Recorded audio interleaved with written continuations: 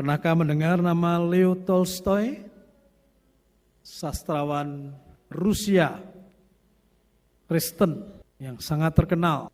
Dia menceritakan sebuah cerita dalam cerpennya. Judulnya, Seberapa Luaskah Tanah yang Seseorang Butuhkan? Ceritanya demikian. Ada seorang petani kaya yang tidak puas dengan tanah pertanian yang dimilikinya. Kali ini petani itu mendapatkan tantangan dan kesempatan untuk mendapatkan sejumlah uang dan tanah. Cuma syaratnya petani itu berjalan terus mencapai titik yang terjauh dari yang dia inginkan, terserah. Lalu kalau sudah begitu kembali lagi ke titik semula dari dia berangkat tadi sebelum matahari terbenam. Kalau lewat batal semua.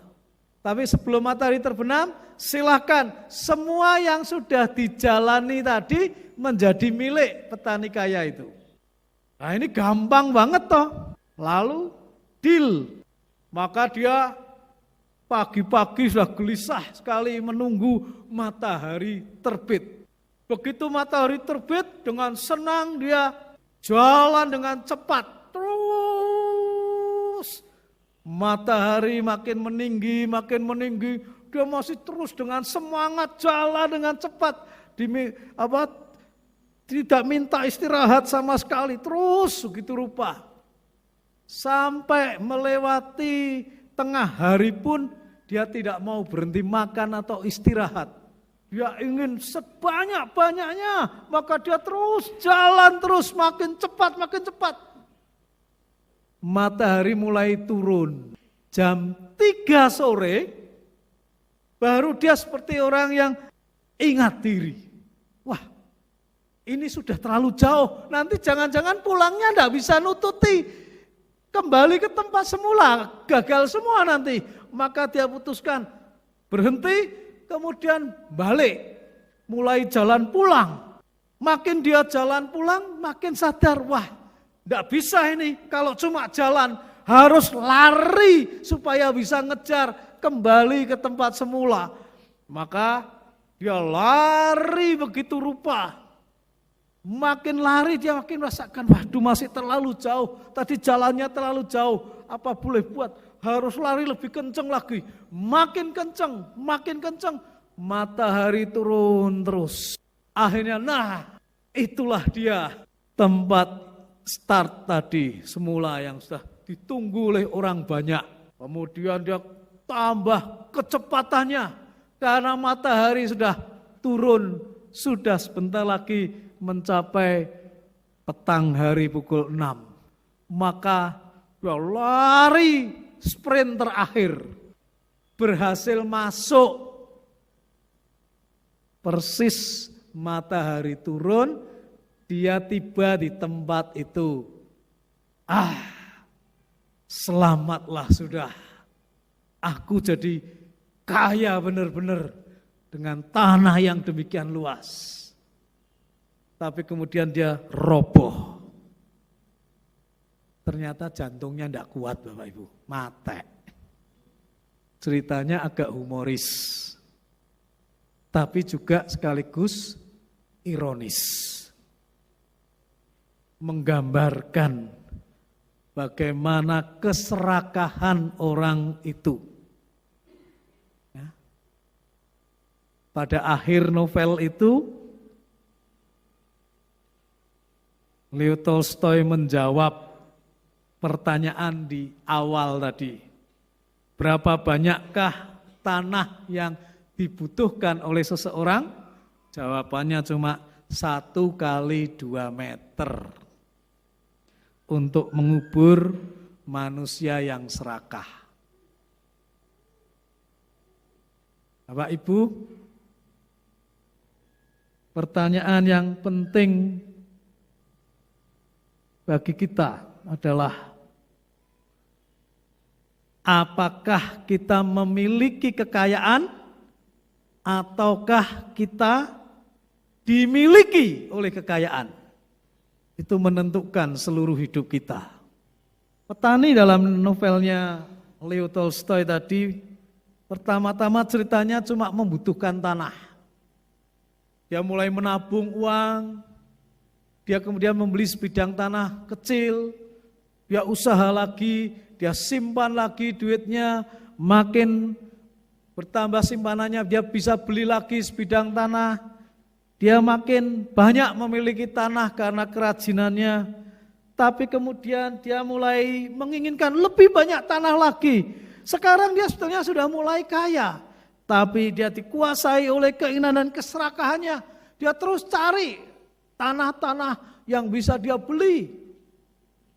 Bahkan ketika dia mendapatkan tantangan tersebut, oleh karena keserakahannya, dengan senang sekali dia sambut tantangan itu. Dia lupa segala-galanya.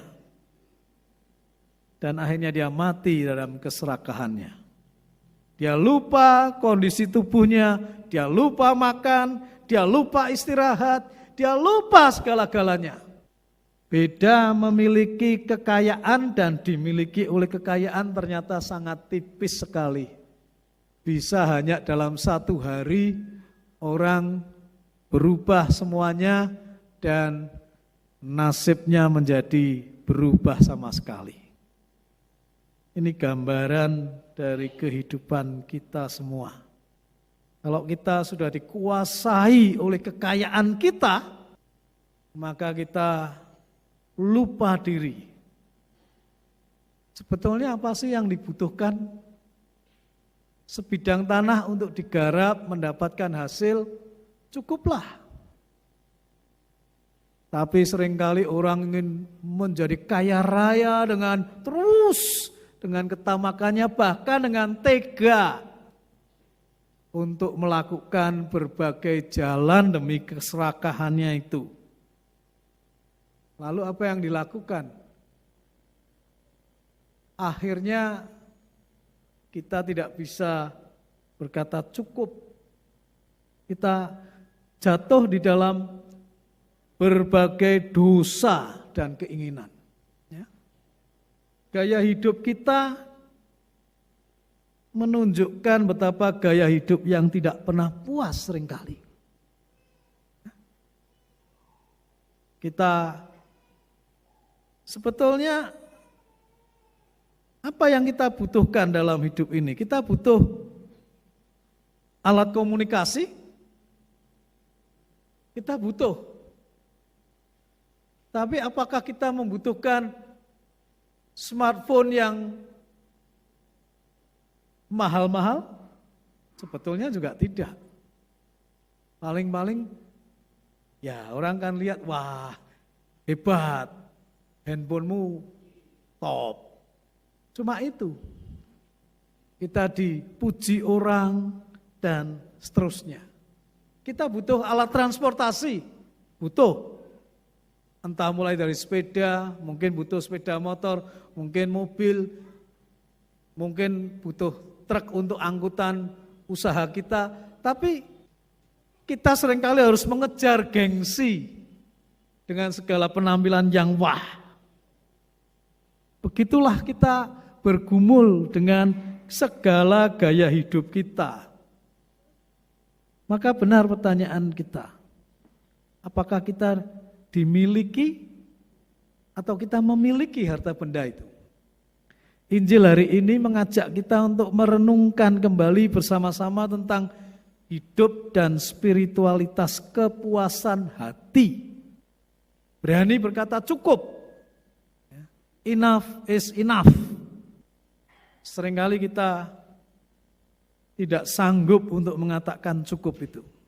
Allah menghendaki hidup yang tidak dikuasai oleh cinta akan uang. Filosof Francis Bacon mengatakan uang adalah hamba yang baik. Kalau kita punya uang, kita bisa mendapatkan berbagai hal yang memang kita butuhkan. Mencukupi segala kebutuhan dan melakukan banyak hal yang memang harus kita lakukan. Tapi dia kalau menjadi tuan, dia adalah tuan yang kejam. yang tidak akan pernah berhenti untuk menekan, mencengkeram hidup kita sedemikian rupa. Oleh karena itu Rasul Paulus menekankan agar kehidupan kita jangan dikuasai oleh cinta akan uang. Kalau punya uang silahkan, tapi cinta akan uang, nah itu yang berbahaya. Paulus mengatakan ibadah disertai rasa cukup memberi keuntungan besar. Sebab kita tidak membawa sesuatu apapun dalam dunia dan kita pun tidak dapat membawa apa-apa keluar. Asal ada makanan dan pakaian cukuplah. Ya. Dan Paulus menambahkan, tapi mereka yang ingin kaya jatuh dalam berbagai pencobaan, ke dalam jerat dan berbagai nafsu yang hampa dan yang mencelakakan, yang menenggelamkan manusia ke dalam keruntuhan dan kebinasaan. Nah, dia tambahkan karena akar segala kejahatan. Segala kejahatan. Ya, itu adalah cinta uang. Sebab oleh memburu uanglah beberapa orang telah menyimpang dari iman dan menyiksa dirinya dengan berbagai-bagai duka. Dan akhirnya, jadi koruptor, maling, utang ya tidak mau bayar, nipu kanan kiri. Pokoknya kalau sudah begitu tega sekali. Koruptor-koruptor itu bukan orang melarat, Bapak Ibu. Kalau melarat tidak bisa jadi koruptor. Ya, koruptor-koruptor itu orang kaya. Dan duit 100 juta yang kemarin itu diterima oleh ketua DPD, tidak tahu itu jebakan atau bukan. Itu tidak ada apa-apanya, itu duit kecil. Tapi mungkin sudah dasar koruptor ya. Kecil besar, ya, siapa tak ya masuk kabeh kantongnya, ya, tidak peduli. Dan karena serakahnya itu, ya, dia sekarang rasakan dipermalukan, disidang. Ya. Kalau di Cina bukan cuma disidang dan dipenjara, tapi ditembak mati kalau korupsi. Keluarganya dimiskinkan, hartanya dirampas semua oleh negara. Indonesia aja masih ada begitu enaknya, yang koruptor masih hukumannya cuma 3 tahun paling banter. Kalau kenanya tipikor yang jaksanya itu masih bisa diajak main ya cuma setahun, nanti dapat remisi lagi. Sekarang yang masih digarap adalah aturan mengenai remisi berlaku untuk para koruptor. Enak ya jadi koruptor di Indonesia. Jadi seolah pesannya mari rame-rame jadi koruptor. Penak banget rek gitu.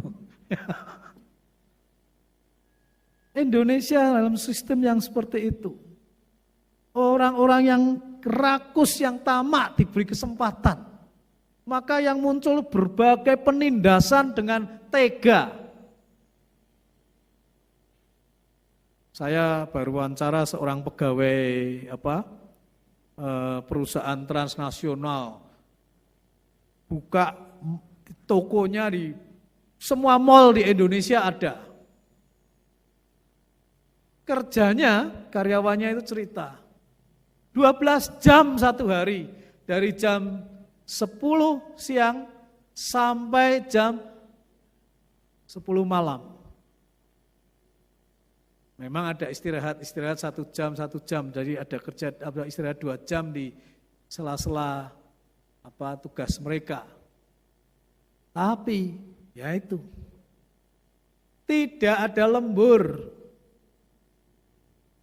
dan gajinya UMR. Kerja keras begitu rupa dengan gaji hanya UMR, mepet.